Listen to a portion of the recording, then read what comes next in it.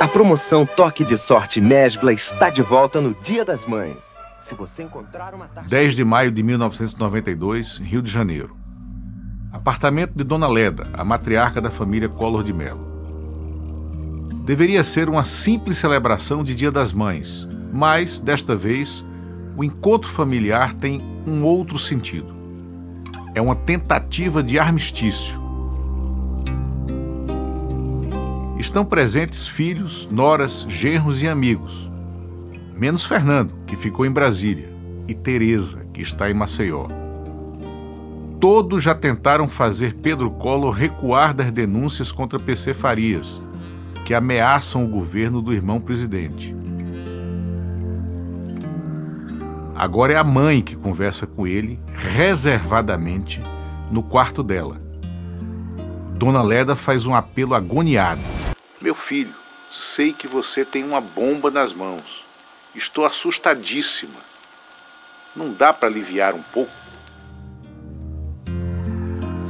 Aos 75 anos, Leda Collor é uma mulher esguia, magra. Está impecavelmente maquiada. Sombra, blush, cílios postiços, batom carmim. Ela tem o colo empoado de talco e um colar de pérolas no pescoço. E um filho intransigente. Não dá, mãe. O Paulo César não quer destruir só a mim. Quer destruir você também, a família toda. Tudo que construímos. Eu só paro quando botá-lo na cadeia. Há uma fragrância de perfume Chanel número 5 no ar, mas as coisas não cheiram nada bem. Dona Leda suspira. Esse menino teimoso. Sou vacinado contra o Fernando, mãe. Quero que ele pare de andar atrás da Tereza. Pare com essa fixação. Eu me casei com a Tereza, ele com a Rosane. Diga ao Fernando que não quero derrubar o governo dele. Quero é manter as minhas posições. Ele já tem o Brasil, então me deixa Alagoas.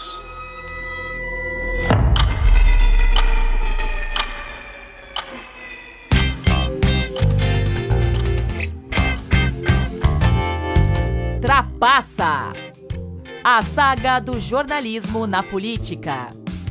Uma reportagem em podcast de Luiz Costa Pinto e Gabriel Prioli, com produção Tímpano. Apresentando a Guerra dos Collor. Segundo episódio, O Sigilo.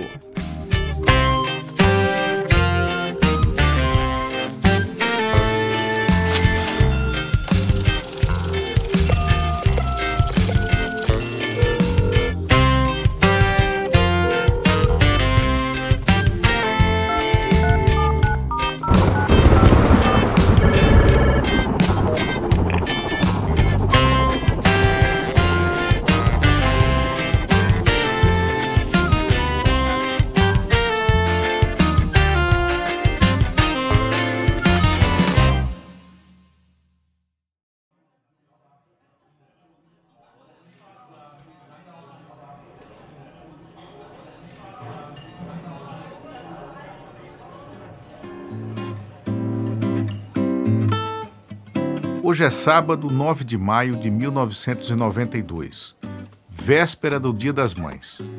Passa das 13 horas. Eu estou chegando para o almoço no Carpe Diem, o restaurante que é um ninho de jornalistas em Brasília. A feijoada aqui é uma maravilha, mas não é só ela que eu vim saborear. Arrebentou, hein, Lula? Do caralho! Agora temos trabalho pro resto do ano. O entusiasmado que me saúda é Eduardo Oineg, meu chefe direto na sucursal da Veja. A edição da revista com a capa Os Tentáculos de PC começou a circular hoje cedo. Antes dos primeiros exemplares chegarem a Brasília, as páginas da reportagem já estavam em residências e gabinetes da capital. Eram transmitidas freneticamente por fax para ministros, deputados e senadores. O entusiasmo de Oineg não é menor que o meu nesse dia de triunfo. O mundo político está fervendo por nossa causa. fico sabendo das primeiras repercussões. O Cláudio Humberto me ligou. Disse que Pedro era louco. Ele não sabe ainda se o Planalto vai desmentir, mas acha que não. Ele recomendou que ignorassem. Disse que a história é só nossa, só nós demos. Falou para esperarem a repercussão. Um mês atrás, o alagoano Cláudio Humberto Rosa e Silva era o secretário de imprensa e porta-voz de Fernando Collor. Agora foi para Portugal, perdeu o lugar. Foi despachado como adido cultural da Embaixada Brasileira. Ele é um coleguinha temperamental.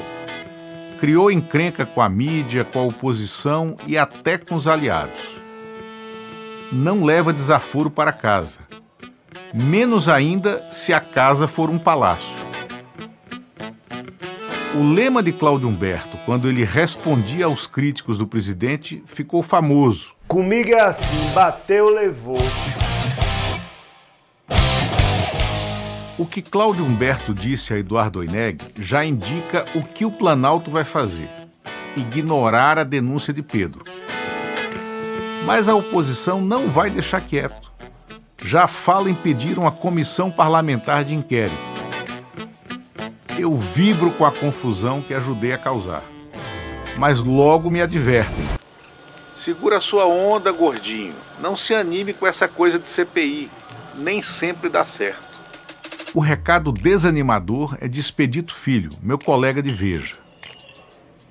Ele é considerado o melhor repórter de política de Brasília e um dos melhores do país. Expedito é quase 12 anos mais velho do que eu.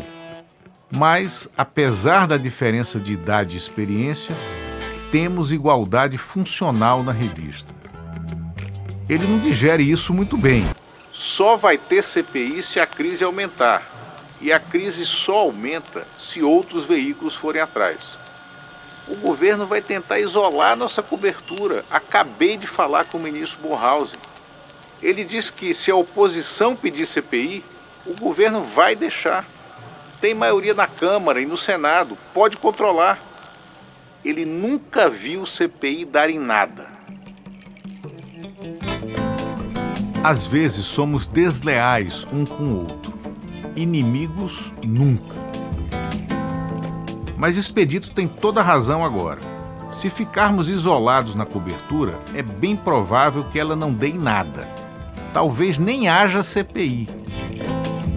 Eu tenho de apertar o Pedro. Ele sabe muito mais do que me disse. Falta um elo claro do presidente com o esquema PC. Eu vou atrás disso.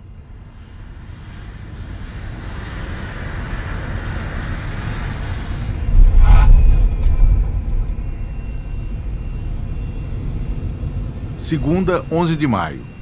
Cheguei cedo a Maceió e agora estou na TV Gazeta, conversando com Pedro Collor. Eu quero gravar a entrevista, ele resiste. Eu reclamo que ele está usando a Veja para se cacifar no governo. Ele emputece, nega com veemência. Eu continuo apertando, ele se queixa da pressão que sofre de todos os lados. Diz que buzinam no ouvido de Tereza e já chega para ele. Saiu de casa, estão separados. Isso não me comove. Pego do pé. Vamos gravar, Pedro. Gravar não, porra. Já disse, que insistência. Estamos nesse jogo de gato e rato há 2 horas. Sem gravador entre nós, nem bloco de notas. Fiel ao meu método de não inibir entrevistados, eu saio da sala a cada 20 ou 30 minutos para anotar o que escuto. Não é ideal assim, mas já está muito bom. Entre as várias negativas de gravação, Pedro diz tudo o que já havia dito, e mais um pouco. Ou melhor, mais um muito. Em resumo, ele conta que PC Farias é o testa de ferro do presidente da República para negócios escusos. Os dois dividem tudo, todos os negócios. 70% dos ganhos ilícitos vão para Fernando Collor e 30% ficam com PC. Fernando usou drogas na juventude, quando a família morou em Brasília.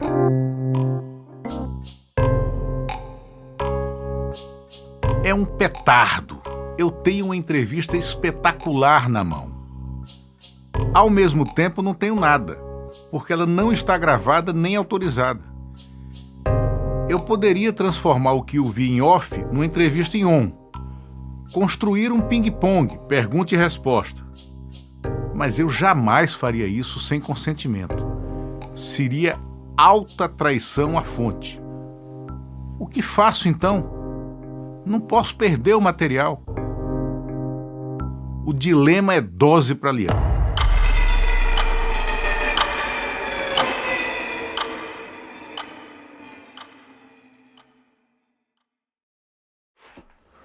Eu acho que tem um leão aqui na sala. Onde? Ali, ó. Ali. Eu não tô vendo nada. Ele tá pegando no meu pé.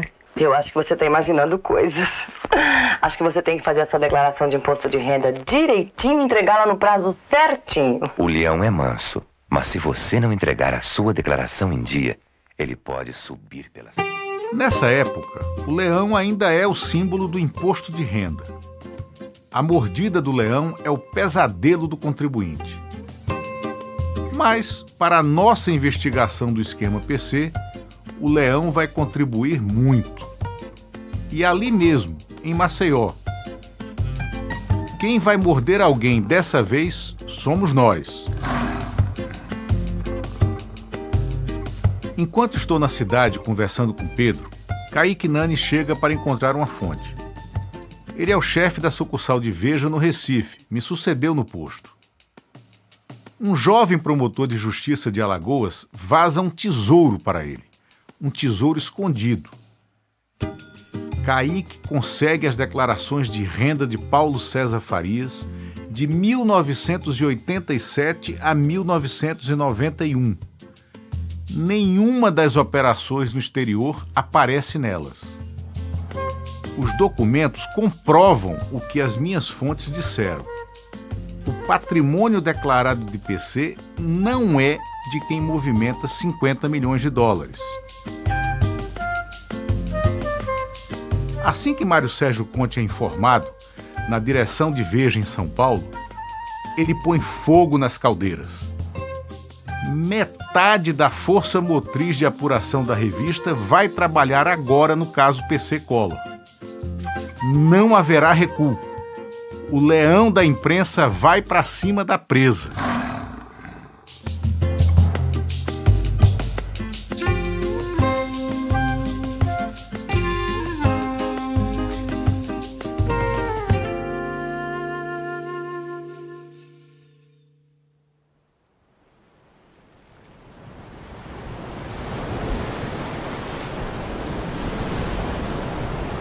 Noite em Maceió, praia de Pajuçara.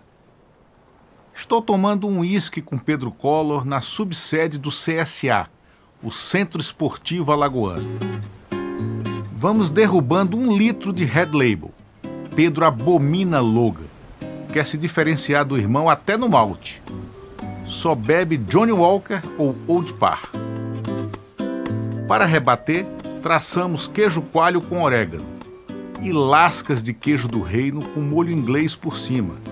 Delícias da culinária de boteco naquelas bandas do litoral brasileiro. Eu conto a Pedro que pegamos o imposto de renda do PC e que ele não registra o dinheiro movimentado no exterior. Não é certo que a revista publique. Houve quebra de sigilo fiscal. A direção vai hesitar. Mas digo que ele pode ajudar. Como? Eu não posso patrocinar isso. Quem se fode sou eu. Claro, eu respondo. Mas não é o caso. Você me ajuda me deixando publicar a nossa conversa. Com ela junto, facilita aprovar a divulgação do imposto de renda do PC. Eu publico mesmo sem gravar. Transformo a conversa off em on. Mas você não pode me deixar na mão. Não pode negar que falou comigo. Aí vão me acusar de ter inventado a entrevista. Pode publicar. Não sou doido, não vou negar. Eu não desminto nem confirmo. Vamos ver como é que as coisas evoluem. Eu sorrio, olhando o mar noturno de Maceió. Agora temos carga dupla para disparar na próxima edição.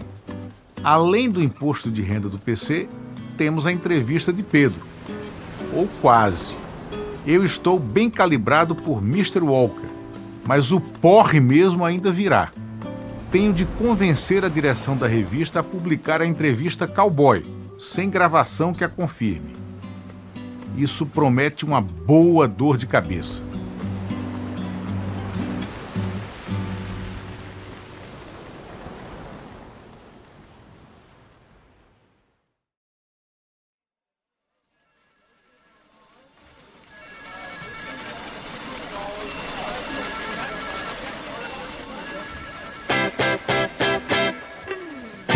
Quarta, 13 de maio de 1992, meio-dia. Entro na redação de Veja em São Paulo. Trago comigo o imposto de renda de PC Farias. A sensação é única. Há um sentido muito forte de equipe aqui, de time que joga junto. Todos vibram com a cobertura que fazemos. Todos colaboram. Está em curso uma vingança coletiva contra Fernando Collor.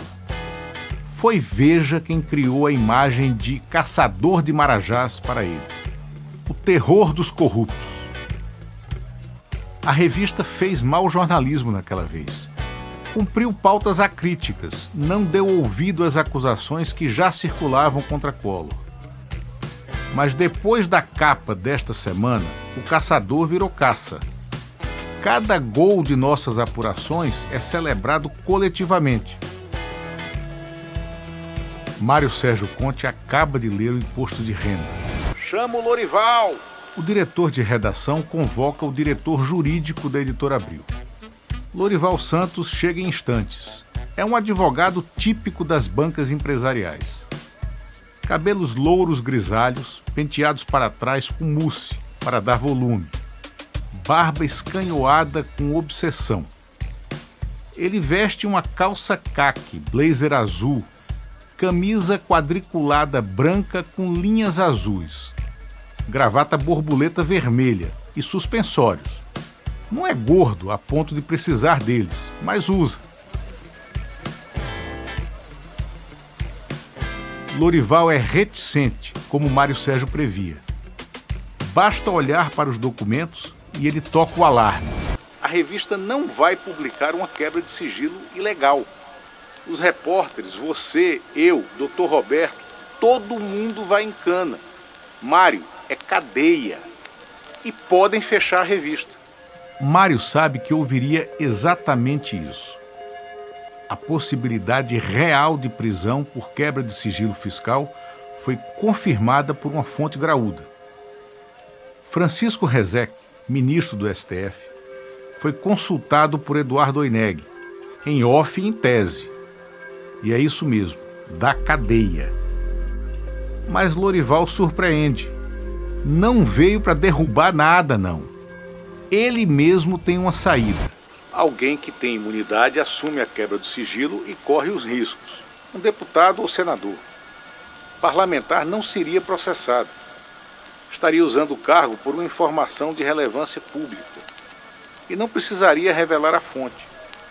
A Constituição garante a imunidade, mas ainda não foi aplicada num caso como esse. Podemos testar. Sim, Lorival, maravilhoso. Parece uma grande ideia. Mas quem seria a cobaia? Quem toparia testar os limites de uma lei severa, nunca aplicada nessas condições, para confrontar logo o presidente da República com todo o poder que ele tem? Quem seria corajoso ou louco o suficiente?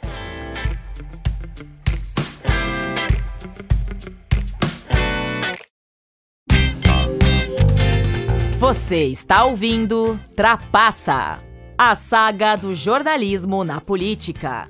Uma reportagem em podcast de Luiz Costa Pinto e Gabriel Prioli, com produção Tímpano.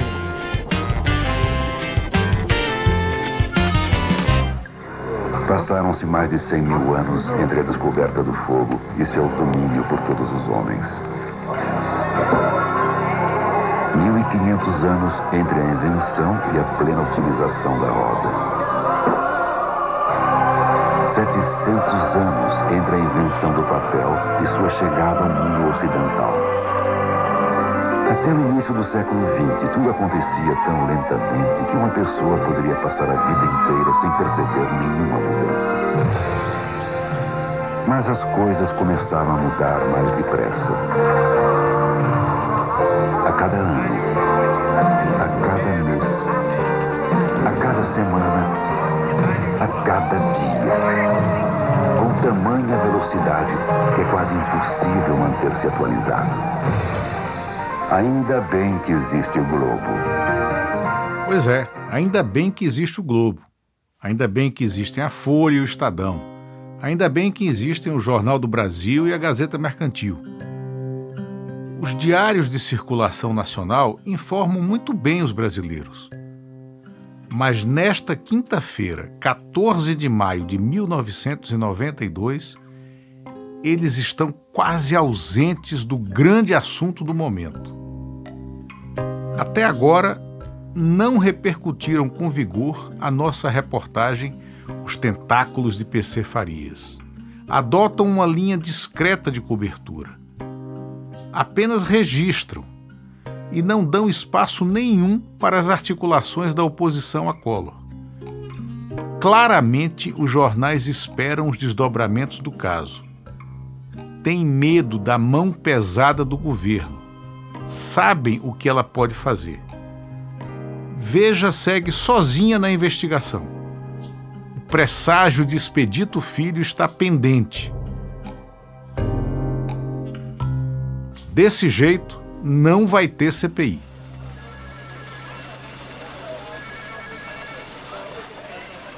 São 2:30 da tarde quando chego à redação da revista. Meia dúzia de recados estão pregados na tela do computador. 5 são triviais. Um é importante. É de Zenita, secretária de Pedro Collor.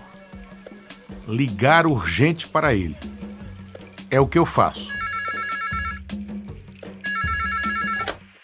Lula, tudo bem? E aí? Vão publicar o imposto de renda de Paulo César? Posso ficar tranquilo? Eu sou sincero com Pedro. Digo que não sei. Ainda não foi decidido e também tenho de jogar um pouco duro. Não está claro se ele quer a informação para se cacifar nas negociações com Planalto e com PC ou se está me pedindo de forma legítima, por curiosidade normal de fonte. Para despistar, eu conto que um deputado também teve acesso à quebra de sigilo do PC e nós ficamos em dúvida aqui na revista. Quem vazou quer mesmo ver as coisas publicadas ou está usando todos nós para nos desmoralizar, Pedro?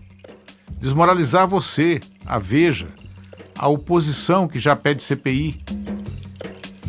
Eu digo que vamos definir nas próximas horas se daremos o imposto de renda, mas garanto que a entrevista dele sai. Ele retruca. Opa, aí não. Só tem entrevista se tiver o imposto de renda vazado. Uma coisa traz a outra. Pedro tem razão de reclamar. Foi isso que combinamos.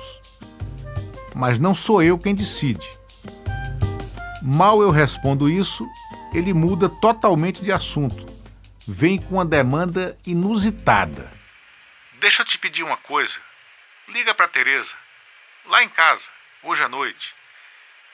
Diz que eu estive com você no Rio, no domingo. Naquele encontro do Dia das Mães, Tereza achou que Pedro estava o tempo todo com Dona Leda. Mas ele saiu à noite para jantar com um amigo e umas conhecidas dele, e aí já viu, né? Tereza conversou depois com a sogra e descobriu que Pedro saiu cedo, agora quer saber onde ele foi. Eu concordo em ser o álibi. Cultivar as fontes tem dessas coisas, mas fico na dúvida. Pedro, será que Tereza vai acreditar em mim? Ele capricha no sarcasmo. Vai, claro. Ela acredita na imprensa.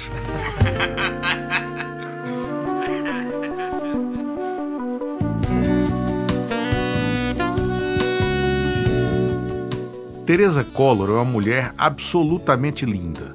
Parece quase uma menina aos 29 anos, já mãe de 2 filhos.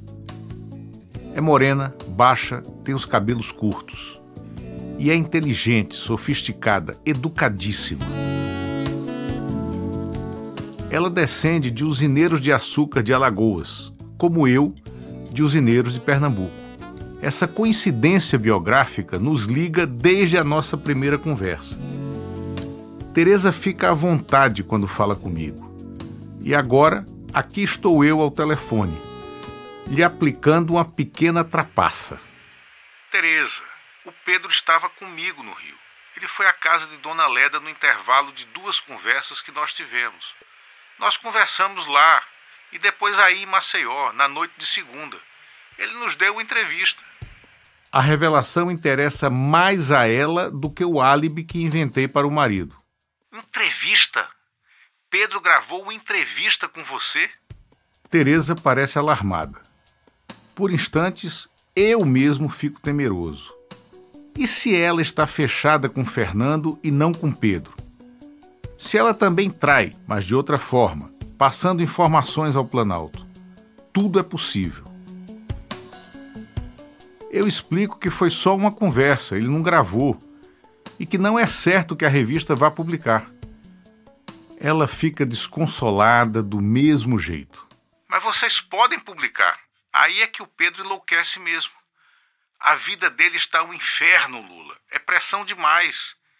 Ele tem as suas razões, mas está muito difícil.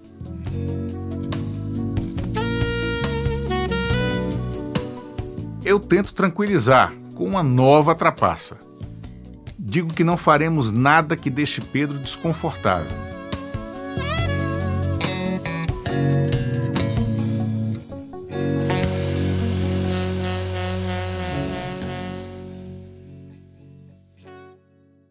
Conforto é algo que um repórter nunca pode garantir às suas fontes.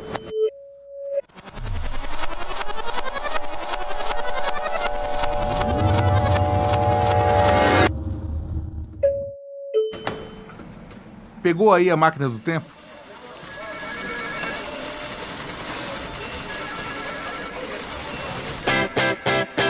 Voltamos atrás umas 20 horas, mais ou menos. Mas estamos no mesmo lugar, a redação da Veja em São Paulo, na sala de Mário Sérgio Conte. Lorival, o homem do jurídico, acaba de propor que encontremos um parlamentar para assumir a quebra do sigilo fiscal de PC Farias. 2 nomes surgem de imediato, os 2 oposicionistas, obviamente, os 2 do PT. Eu lanço Zé Dirceu, deputado federal. Thales Alvarenga, o diretor adjunto de redação, propõe o senador Eduardo Suplicy. Ambos dispensam apresentações. Mas a realidade foi outra. O país é outro. Considerar que as pesquisas de opinião, pesquisa do Instituto Gallup... Porque a opinião pública, a imprensa de forma independente e autônoma... Assim, em 1900... mudasse a história do Brasil.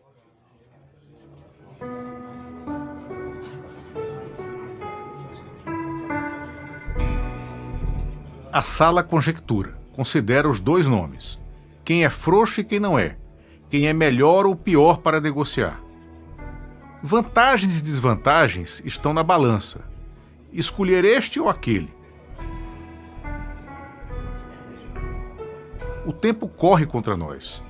Eu proponho um jogo duplo, chamar os 2 para conversar aqui na editora. Eu peço a Zé Dirceu, alguém pede a Suplicy. Quem topar, leva. Se os 2 toparem assumir o BO, fica com ambos. Ou então, fica com Suplicy, que a maioria acha mais confiável. Proposta aprovada. Conversas agendadas de imediato. Sorte que os 2 convidados estão em São Paulo. Mas será que vão topar?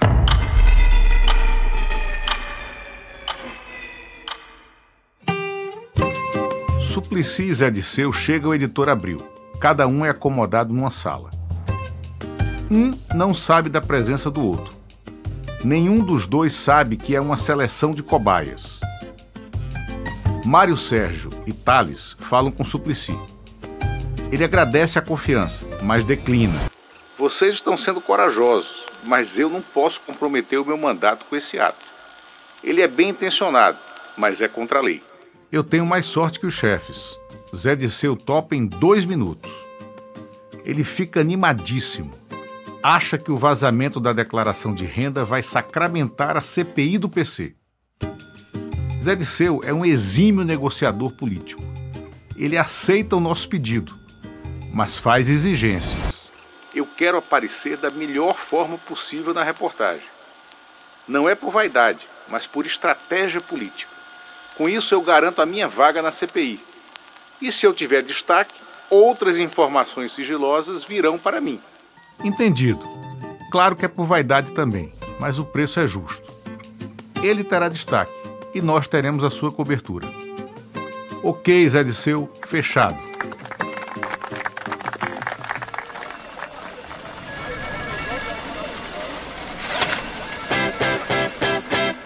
Bom, chegou a hora. Ainda não contei à chefia que Pedro Collor autorizou publicar a nossa conversa como entrevista. Na sala de Mário Sérgio agora estão ele, Tales, Lourival, Roberto Tivita e José Dirceu, que ficou pela redação. Já é brother, o nosso Zé. Eu lanço a carta na mesa, digo o que tenho e tomo uma dura gigante. Porra, Lula! Você fala isso só agora? O imposto de renda de PC é coadjuvante. Por que não falou antes? Tales Alvarenga está ficando grisalho e o bigode é farto. Ele é baixo, sisudo e tem um ar desconfiado de mineiro típico, mas parece mesmo um cossaco russo. Costuma observar o interlocutor por sobre o ombro. É um tique. Seu olhar é arrogante, mais do que a alma. Quando ele chefia, não alivia. Eu meço as palavras para me defender. Explico que não falei antes porque a entrevista não está gravada. Pedro não topou gravar. Como assim? Entrevista não gravada? Pedro Collor é louco. Não vamos confiar num louco que pode nos chantagear. Ele pode nos deixar na mão. São ponderações razoáveis de Tales, com a acidez pragmática de sempre. Mas eu luto contra elas. Tive 4 horas e meia de conversas com Pedro e anotei tudo. Decupei as anotações e ele leu. Acrescentamos coisas, melhoramos. E ele liberou para converter em pergunta e resposta. Temos uma entrevista, é consistente. Mas isso é ótimo, vocês têm de dar. Agora é Zé Dirceu, dando a parte em tribuna alheia. Ele já se integrou à nossa reunião de pauta improvisada. Está à vontade. Mas não convence o plenário. Roberto Tivita quer publicar, mas consulta Lourival. Lourival hesita, balança a cabeça, não sabe. Fica um silêncio na sala. Mário Sérgio rompe. Lula, dissolve essa merda. Escreve a entrevista em detalhes. Vamos ler ela toda, finalizada, para decidir se publicamos ou não. É um encaminhamento, mas não é uma solução. O impasse continua. Vamos só com o imposto de renda ou vai ter entrevista também?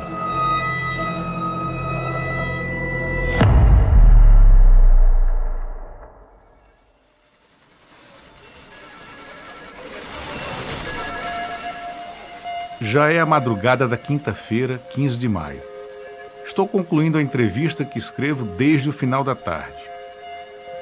Eduardo Oineg também vara a noite em Brasília, escrevendo a matéria do imposto de renda. Está em contato constante com Kaique Nani para tirar dúvidas.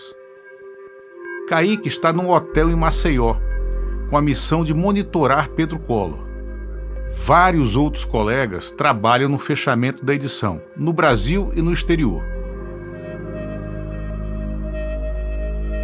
Eu vejo Mário Sérgio ao telefone em sua sala. Está numa conversa difícil com alguém. Ele bufa, gesticula, se exalta. Parece inconformado com o que ouve. Tenta convencer o interlocutor. Eu só vou saber dessa conversa quando voltar à redação, mais tarde. Agora vou dormir. Estou pregado.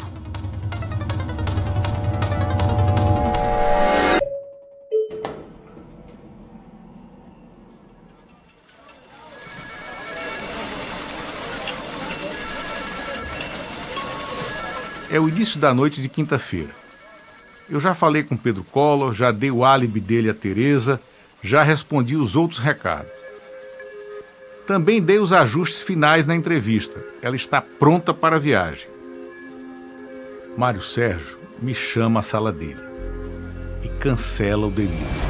Não vamos dar a entrevista, só o imposto de renda. Não temos nada gravado. A nossa fonte é o irmão do presidente da República.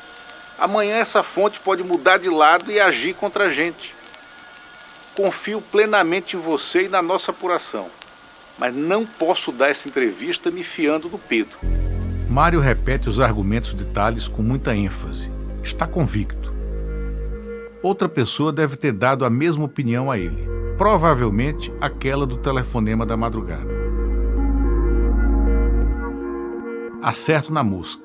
Foi Hélio Gaspari, antecessor de Mário na direção da revista. Agora correspondente em Nova York. Hélio também opina que é risco demais confiar em Pedro. Acha indispensável uma caução. Ou gravado ou nada. Se eu der a entrevista e Pedro desmentir, os outros veículos nos deixam sozinhos nessa cobertura.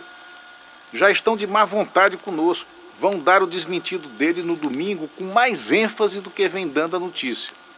Pedro se acerta com o governo, com o PC e nos deixa vendidos. Eu tento discutir, mas não há muito espaço. Mário Sérgio Conte está me comunicando a decisão e, ao mesmo tempo, fazendo um desabafo. Quando o jorro verbal cessa, eu faço apenas uma pergunta. Posso tentar uma gravação com Pedro pelo telefone, ainda hoje? É a minha última cartada. Mário aceita, mas não garante que vá publicar. Depende do que vier.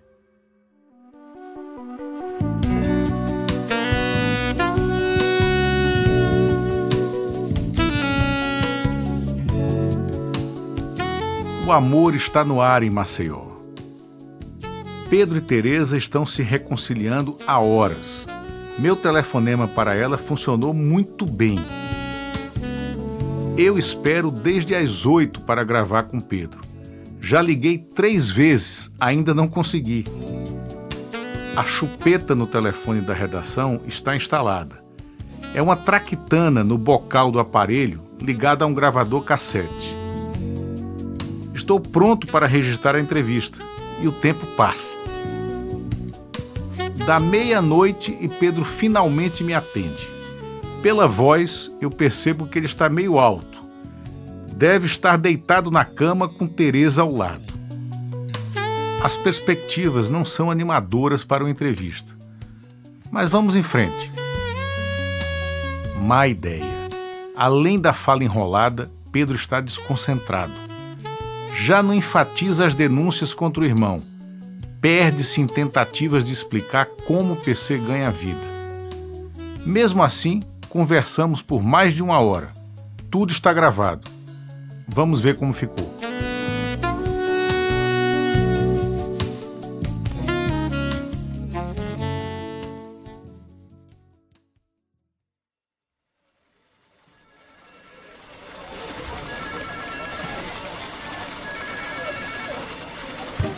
Quando escuto a gravação, confirmo a má impressão. Está um horror. Muito mais frágil que a entrevista não gravada. Não serve nem como fiança dela. Eu não devia, mas vou mostrar a Mário Sérgio e Tales. Ainda cometo a imprudência de dizer que a entrevista ficou mais ou menos. Rodo a fita. Em 10 minutos tomo outra bronca da chefia. A segunda do dia. Dessa vez, dupla. Está uma bosta, Lula. Não dá para publicar a entrevista que você escreveu e segurar essa gravação para a eventualidade dele nos foder. Primeiro é o Mário, na lata. Depois vem o Tales. Ponderado e duro, como sempre. Não está mais ou menos essa entrevista, Lula. Está péssima. Dê a noção certa das coisas para o comando da revista.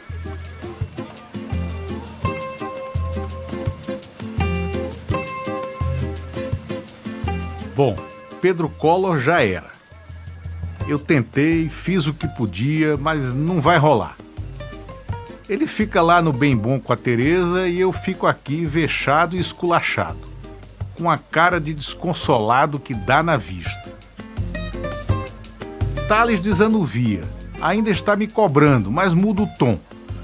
Arruma um jeito divertido de ensinar como se faz jornalismo político em Veja. E me dá uma lição antológica. É assim que funciona aqui, Lula. A gente põe os repórteres para apurar como um bando de petistas. Isso mesmo, petistas. Com raiva, cachorro louco. Apura tudo, pega tudo de todo mundo. Depois o material passa por um filtro de responsabilidade na redação. Todo mundo se conecta com alguém. Toda informação vai produzir uma reação em algum lugar. E quem é que tem essas conexões todas na política? Quem está no poder desde que Pedro Álvares Cabral chegou à Bahia? O PFL, a Pefelândia. A Pefelândia tem a responsabilidade de ser amiga de todo mundo. Então, a gente apura como petista, como se não houvesse amanhã. E na hora de publicar, vira pefelista. Nós três rimos da metodologia. E Mário Sérgio confirma. A revista roda logo mais só com o imposto de renda de PC. São 4 da manhã. Vou pegar o avião para Brasília às 9h30. Como vai ser lá? O governo vai reagir? Vai processar Zé Dirceu? A imunidade parlamentar vai valer? E a CPI vai sair? A próxima semana promete mais emoções.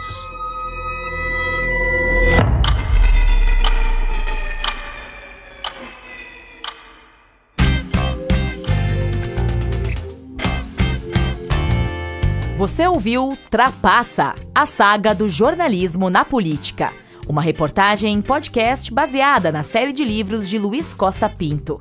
Realização da Plataforma Brasília com produção Tímpano Áudio Design. Narração Luiz Costa Pinto, adaptação e roteiro Gabriel Prioli. Desenho de som Kleber Araújo. Trilha sonora original Luiz Santiago Málaga. Trilha sonora complementar Artlist. Edição e mixagem Kleber Araújo. Arte final, André Cardoso. Locução adicional, Maiara Bastianello. Este episódio usou áudios de O Globo, Receita Federal, Lojas Mesbla, Canal Nós da Questão e Roda Viva. Os realizadores agradecem pelos áudios utilizados, que elevam a qualidade do nosso trabalho. O livro Trapaça, volumes 1 a 3, foi publicado pela Geração Editorial e está disponível no site da editora. E você continua conosco nessa aventura, ouvindo o episódio 3, a gravação. Trapaça, uma reportagem em podcast.